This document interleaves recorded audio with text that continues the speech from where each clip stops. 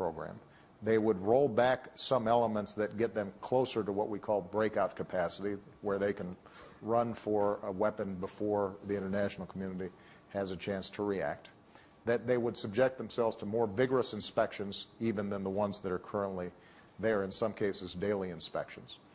In return, what we would do would be to open up the spigot a little bit for a very modest amount of relief that is entirely subject to reinstatement if in fact they violated any part of this early agreement, and it would purchase a period of time, let's say 6 months, during which we could see if they could get to the end state of a position where we, the Israelis, the international community could say with confidence Iran's not pursuing a nuclear weapon.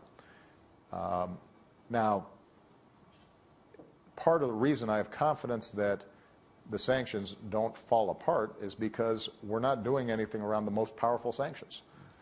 The oil sanctions, the banking sanctions, the financial services sanctions, those are the ones that have really taken a big chunk out of the Iranian economy. So oil production and oil sales out of Iran have dropped by more than half since these sanctions were put in place.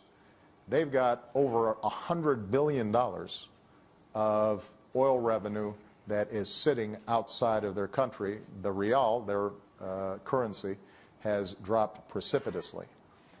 And all those sanctions and the architecture for them don't go anywhere. Essentially what we do is we allow them to access a small portion of these assets that are frozen.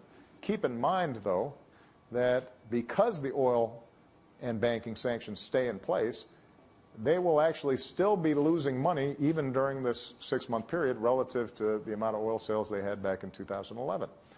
So what we are suggesting, both to the Israelis, to members of Congress here, to the international community, but also to the Iranians, is let's test the proposition that over the next 6 months we can resolve this in a diplomatic fashion while maintaining the essential sanctions architecture and, as President of the United States, me maintaining all options to prevent them from getting nuclear weapons.